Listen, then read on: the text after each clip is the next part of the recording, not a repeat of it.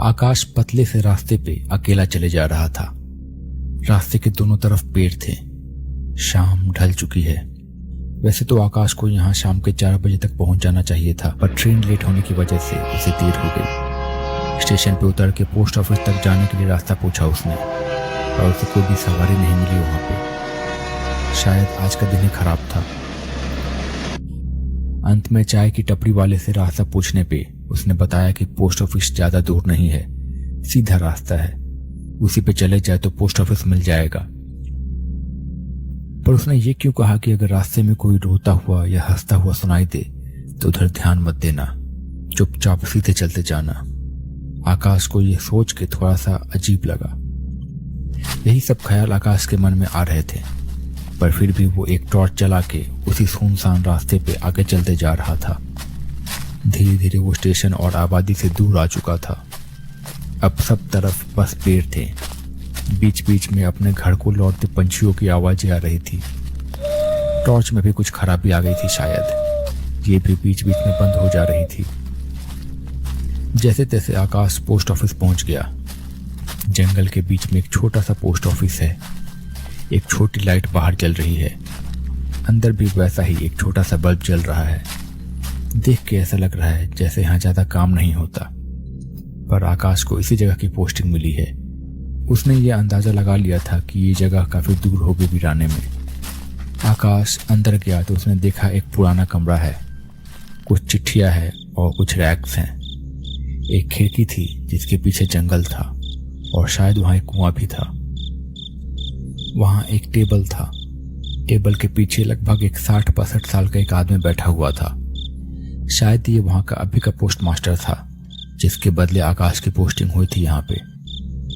आकाश ने उन्हें देखा और आगे बात बढ़ाई। हेलो सर, आप कामले बाबू हैं ना? हाँ, मैं ही कामले हूं। तुम कौन हो? जी मैं आकाश राय, मेरे यहाँ की पोस्टिंग है। ये रहा मेरा पोस्टिंग लेटर। कामले बाबू ने पोस्टिंग लेटर देखा और फिर से कहा, आओ आओ आकाश, मैं तुम्हारा ही इंतजार कर रहा था। आज मेरी नौकरी का आखिरी दिन है यहाँ पे। मैं रिटायर हो चुका हूँ। अब से तुमको ही संभालना है यहाँ का सारा काम। 1-2 दिन में बड़े पोस्ट ऑफिस से राय सर आएंगे और तुमको सब कुछ समझा देंगे और बाकी सारी फॉर्मेलिटीज भी कर लेंगे। ठीक है। अच्छा, पोस्टिंग लेटर में लिखा था कि यहाँ रहने के लिए भी एक रूम है। यहाँ कोई और रूम मिलना तो मुश्किल है। यहाँ पे कौन सा रूम है? हाँ, यहाँ एक कमरा है तुम्हारा। वहाँ एक स्टोव भी है और आज के लिए खाना भी है। बाद में कुछ चाहिए होगा तो पास की मंडी से लेके आ सकते हो। अच्छा ठीक है। कामले बाबू निकलने वाले थे वहां से। ऐसा लग रहा था जैसे किसी हड़बड़ी में है। निकलने से पहले वो रुके और उन्होंने कहा, अच्छा जाने से पहले एक बहुत जरूरी बात। यहाँ तुम्हें हर हफ्ते एक चिट्ठी आएगी, एक लाल लिफाफे में। एक बहुत ही अजीब और अलग चिट्ठी। उस पे कुछ भी लिखा हुआ नहीं होगा। ये चिट्ठी कौन भेजता है, कहाँ से आती है, ये तो मुझे भी नहीं पता। ये बात मुझे मेरे से पहले वाले पोस्ट मास्टर ने बताई थी और अब मैं तुम्हें बता रहा हूँ। तुम्हें वो लेटर लेके याद से पीछे वाले कुएं में डाल देना है। और हाँ, रात 12 बजे के बाद किसी को भी पोस्ट ऑफिस के अंदर आने की इजाजत मत देना, चाहे वो कोई भी हो। और अगर कुछ एकदम बुरा या अजीब हो तो यहाँ से कुछ दूर पे एक देवी का मंदिर है और उसके ठीक आगे बस्ती है। बिना रुके उधर दौड़ लगा देना और रुकना मत, चाहे कुछ भी हो। मुझे पता है शायद ये तुम सब बात मानोगे नहीं, लेकिन अगर यहाँ पे रहना चाहते हो सही से, बिना किसी घटना के, तो जो मैं बोल रहा हूँ वो ध्यान से सुनो और ऐसा ही करना। शाम ढल चुकी है। मैं यहाँ पे अंधेरा होने के बाद नहीं रुकता हूँ। मैं एक बार गलती से वो लेटर कुएं में डालना भूल गया था और उसके बाद मैंने वो गलती दोबारा कभी नहीं दोहराई। इतना कह के कामले बाबू बड़ी तेजी से वहां से निकल गए। आकाश उन्हें देखते रहा और सोच रहा था कि उस जंगल में उसे अब अकेले ही रहना है। उसके बाद आकाश ने उस पोस्ट ऑफिस का चार्ज संभाल लिया। एक दिन अपने कमरे से वो बाहर आया तो उसने देखा कि उसकी टेबल पे एक लाल लेटर पड़ा हुआ था। उसने उस लेटर को देखा तो उसमें कुछ भी नहीं था, पर उसे पुराने पोस्टमास्टर की बात याद आई। वो उस लेटर को लेकर कुएं के पास गया और उसने वो लेटर कुएं में फेंक दिया और फिर अपना नॉर्मल काम करने लगा। कुछ दिन इसी तरह बीत गए। फिर एक सुबह उसे वही लाल लेटर मिला टेबल पे। उसने वो लेटर देखा और उसने सोचा कि कुछ देर में वो जाके उस लेटर को कुएं में डाल देगा। फिर वो अपने काम में लग गया, पर फिर काम करते करते वो भूल ही गया उस लेटर के बारे में। अचानक से उस लेटर के बारे में याद आया उसे। अरे यार, ये लेटर के बारे में तो मैं भूल ही गया, अभी डालाता हूँ। पर अब इतनी रात को जाना ठीक होगा क्या वहां पे? वैसे कुछ हुआ तो नहीं, मतलब कि पोस्टमास्टर बिना मतलब पे डरा रहा था। खैर, फिर सुबह डाल दूंगा, एकदम सुबह सुबह। तभी उसे गेट पे वही पुराना पोस्टमास्टर दिखा। बिना मतलब के नहीं, वजह है उस लेटर को कुएं में डालने की। आकाश ने देखा कि कामले बाबू वहीं पे आए हुए थे और गेट पे खड़े थे।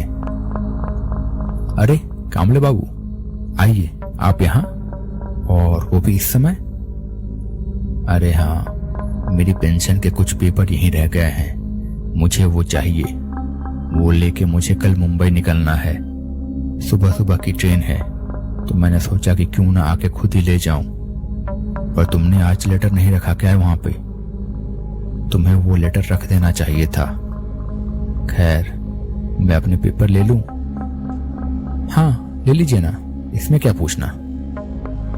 क्या मैं अंदर आ जाऊं? हाँ हाँ, आ जाइए अंदर। कामले बाबू अंदर आके इधर उधर देखने लगे। उन्होंने फिर आकाश से पूछा, तुमने वो लेटर क्यों नहीं डाला? क्या तुम्हें लगता है कि किसी को वो लेटर नहीं चाहिए? अरे डाल दूंगा सुबह, वैसे भी वो लेटर फालतू का ही है, हर बार पानी में ही तो डालना है। ना कोई नाम है ना कोई पता, किसी को नहीं चाहिए वो लेटर। बिना मतलब का अंधविश्वास फैला के रखा है। फालतू नहीं है वो लेटर, मुझे इंतजार रहता है उस लेटर का। हर हफ्ते, सारा हफ्ता इंतजार करती हूं मैं उस लेटर का। अचानक से कामले बाबू का शरीर बदलने लगा। धीरे धीरे देखते देखते कामले बाबू एक लड़की में बदल गए, देखने में भयानक। उसका चेहरा खौफनाक था। ऐसा लग रहा था जैसे वो गीली हो पूरा सर से लेके पांव तक। वो आकाश की ओर बढ़ने लगी। ऐसा लग रहा था जैसे वो उसे चबा जाएगी। आकाश को अपनी गलती का एहसास हो गया था। एक तो उसने लेटर नहीं डाला था और दूसरी की कामले बाबू ने जाते जाते उसे बोला था कि रात में किसी को भी अंदर आने की इजाजत ना दे, पर उसने उनकी बात नहीं मानी। आकाश बहुत ज्यादा घबरा गया। उसे समझ में नहीं आया था कि अब वो क्या करे। गेट पे वो भयानक चुड़ैल थी। आकाश को लगा कि आज उसका आखिरी ही दिन है। उसने भाग के खिड़की के बाहर छलांग लगा दी। उसके बाद वो, जैसा कि कामले बाबू ने बताया था, भागने लगा वहां से। सीधे रास्ते पे रात के अंधेरे में वो भागने लगा। एक बार उसने पीछे देखा तो वह चुड़ैल उसका पीछा कर रही थी।